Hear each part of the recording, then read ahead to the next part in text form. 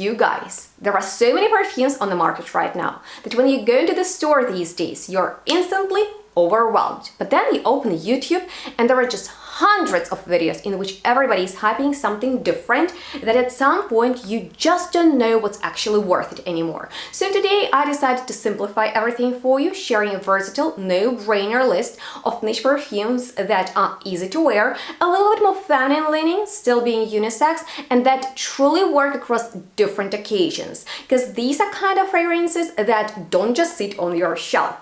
They become your go-tos, your must-haves, the ones you can actually rely on. So keep on watching for all the details, check out the description box for all the information, and please let me know in the comments what are the most worn perfumes in your collection. And we are starting strong, because as I always say, every perfume collection needs a gourmand, but not just any gourmand, the one that truly works for you. And it has to be something that feels comforting and delicious without becoming overwhelming or too sweet. And that's exactly what Afternoon Delight by Maison Margiela does so well, because this fragrance is built around soft and delicious accord of madeleine, blended with creamy sandalwood, whipped vanilla and gentle musk. It gives it like this incredibly smooth skin-like finish. And what I love about this perfume is that it actually captures the feeling of sweetness rather than literally smelling like dessert, which might be a little bit off-putting to some people. It just creates that powdery cocooning aura around you, like a warm, delicious cloud, but never turns heavy or cloying.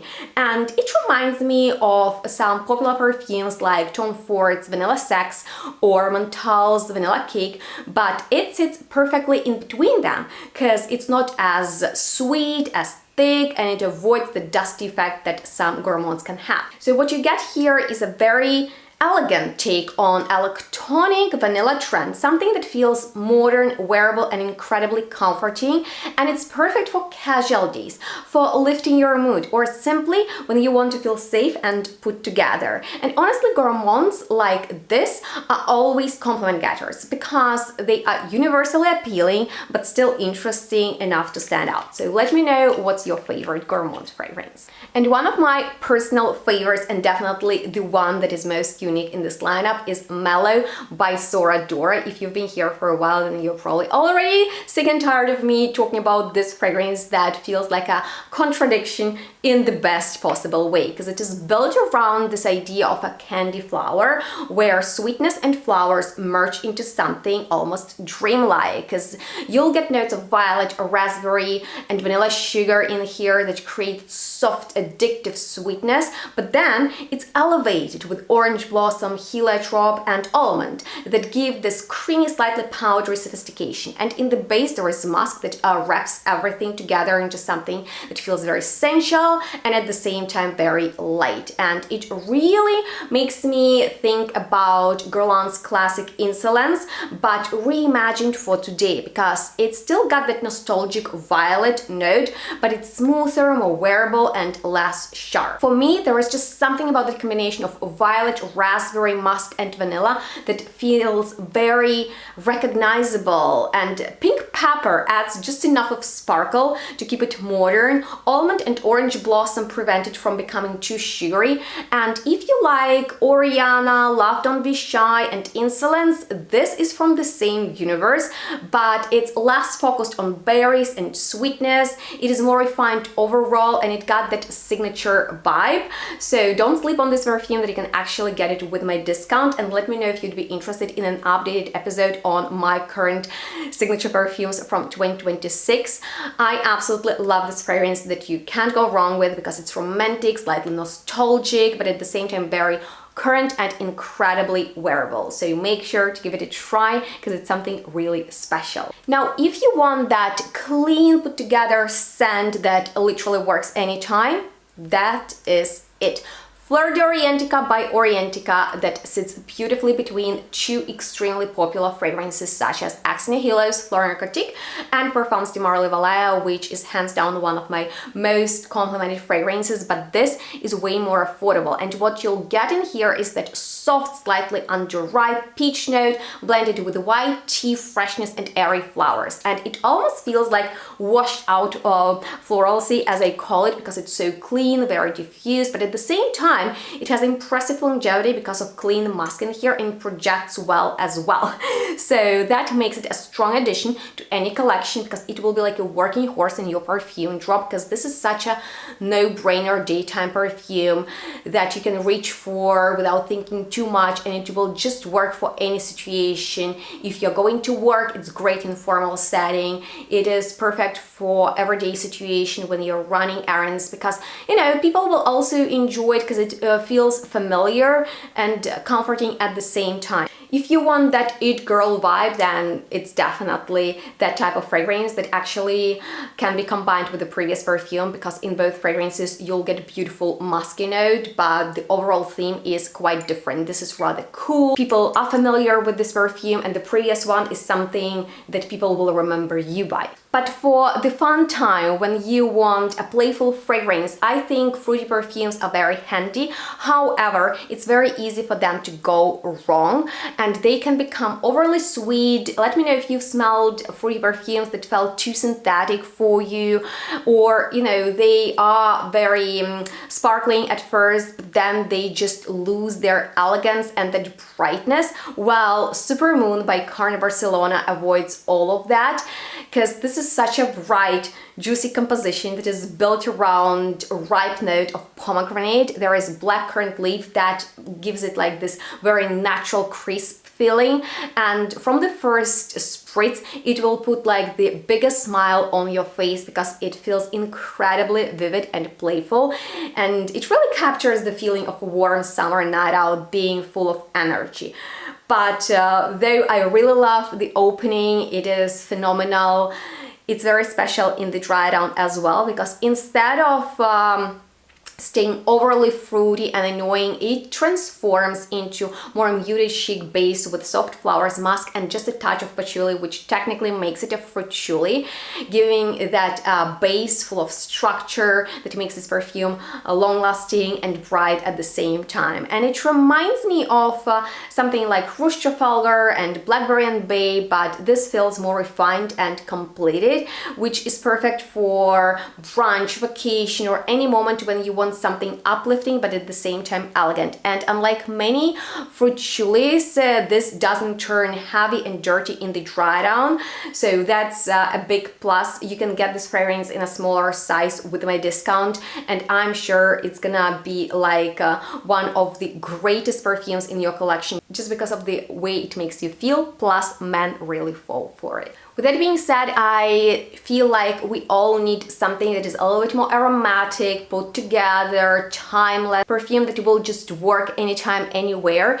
especially in the warmer setting. And it's a marine fragrance. I don't gravitate towards them because many of those feel generic or overly sharp to me personally. But Revash by Maison Violet is a completely different story, because it is inspired by the contrast of a coastline with fresh air and water and soft light, and you can really feel all of that in this composition that opens with aromatic notes of mandarin, lavender, and mint, and then develops into a floral heart and dries down into the beautiful blend of sandalwood and iris that feel incredibly smooth, slightly powdery, and very refined. And that combination gives this fragrance sense of quiet luxury, because it's not a loud, aggressive perfume, but it's still got that presence and sophistication, and it's one of those fragrances that is effortless for the everyday life, especially in warmer weather, because it's so likable, it doesn't try too hard, and it still feels distinct. And I think that's something that is missing in many modern releases. Fragrances that are easy to wear but still with character, and this one proves that you don't need something challenging to make an impression.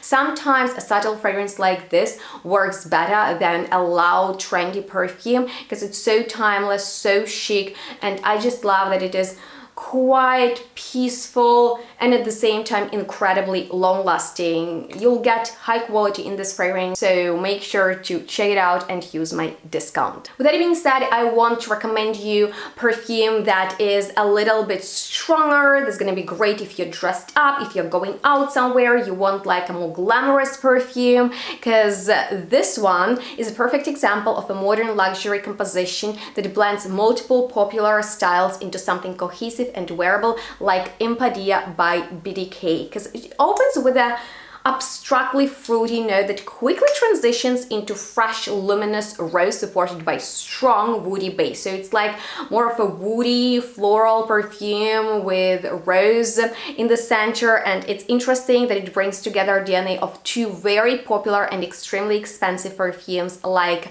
Delina and Guidance.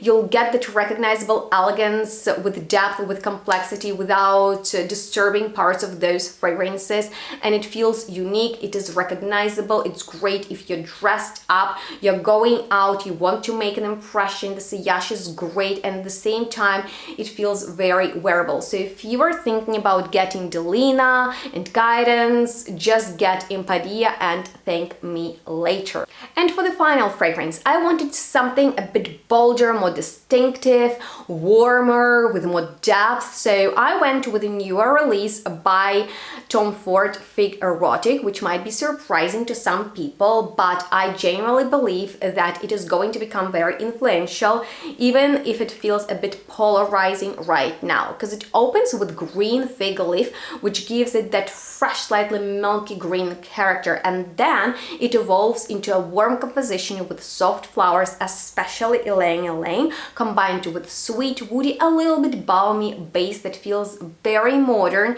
And I like that subtle salty contrast that interacts beautifully with the sweetness, creating very addictive and textured feeling, which for me is like a modern evolution of ideas introduced by Tom Ford in Black Orchid way back in the days. But it's not a copy, it's more like an homage to that bold boundary pushing style, which I really appreciate Tom Ford for. They are setting trends instead of creating repetitive fragrances, and I think we really need to support that approach.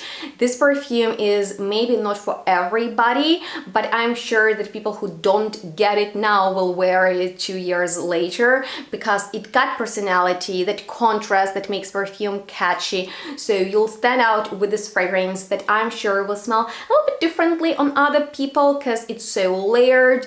There are many different notes in here, and honestly I think fig is going to continue growing as a trend overall, and this fragrance definitely positions itself right at the forefront of the movement, because it's perfect for evening, for cooler weather, whenever you want something that feels more daring, expressive. It got a little bit of an edge, which is important, because we also need something warmer, deeper, with more structure, and you know, like a heavier but not heavy duty type of fragrance. And I think that this is your perfume statement that will definitely bring you a lot of attention. And that's it for a very versatile perfume wardrobe that you can build getting one of these fragrances each season. What's great is that you can combine them together, creating so many different options, and you honestly don't have to go and buy every hyped up fragrance out there. You just want something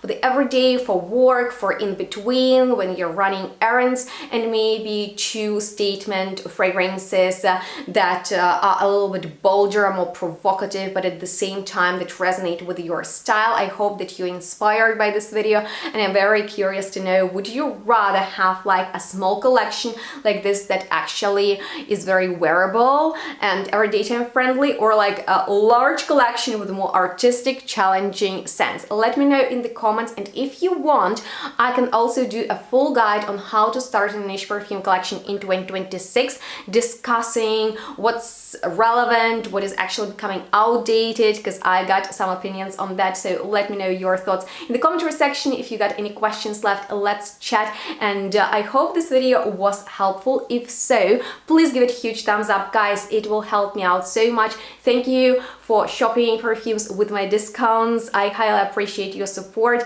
and feel free to subscribe to my channel and check out some of my previous videos, as well as follow me on my social media. And with that being said, stay tuned and smell good. We'll see you in the next one. Bye.